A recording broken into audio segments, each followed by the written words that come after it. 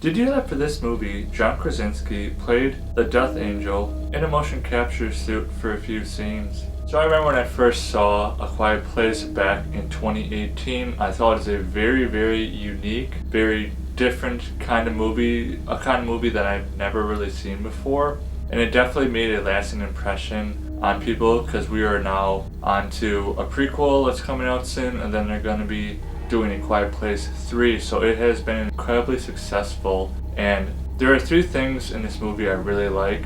The last thing is definitely my favorite. So the first thing about this movie that I really like is it does a great job of building suspense and tension. It's basically a modern day silent film, which that's what I find just incredibly brilliant and genius about the writers of this movie, about John Krasinski directing this movie and having that vision for what he wants this movie to be like. You're in the mindset of the characters. You don't want to make a sound either because you know that if you make any kind of sound, you will most likely be killed by one of the creatures. Just the anxiety and the nervousness that this movie builds to at certain parts in the movie just makes this movie so immersive and just so well done. Second reason I love this movie is there are tons of emotions in this movie. This movie is the actual definition of actions speak louder than words, because they couldn't say anything in this movie because then the creatures would find them and kill them and it would just be really bad. So their actions, the signing, but also their facial reactions were really, really strong in this movie because that's all they could really rely on. And the 3 big emotions that I caught in this movie is regret, hopelessness, and fear. Regret with the loss of the son in the very beginning of the movie, not only the parents' regret, but the daughter's regret as well for giving him that toy rocket. So there's a lot of regret going on right in the beginning of the movie. Hopelessness, just trying to figure out how to defeat the creatures. And this tension between the dad and Regan is filled with a lot of hopelessness. Just, they're all trying to make it through. They're all trying to figure it out. They're trying to come together as a family and make it through this and deal with all the stuff that they have to deal with in this reality. And it really is a pretty despairing time.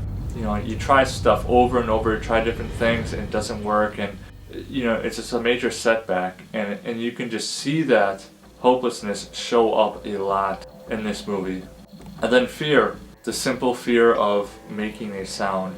These creatures are vicious, brutal animals, and they can only hear, they cannot see, and I love that. That's such a unique part of the creature that makes you just really just get invested in just how they operate. And, you know, the parents, the fear of losing another kid, maybe even losing their own lives.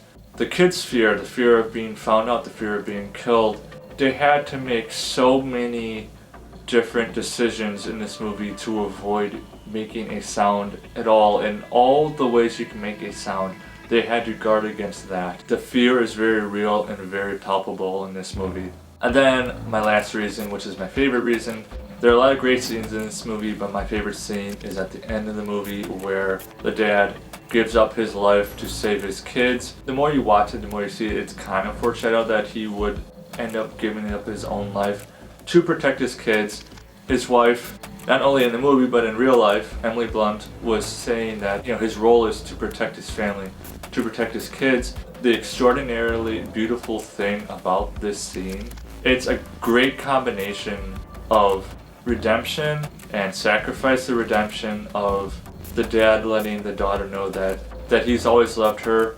He doesn't blame her for what happened, what she needed to hear, her character redemption, because the whole movie she and her dad just have lots of problems going on between them. It's just such an amazing act of sacrifice, and every time I see that part, I know it's coming. This can't help getting emotional. So if you haven't seen A Quiet Place in a while, I highly recommend check it out again because, like I said, it's a phenomenal movie.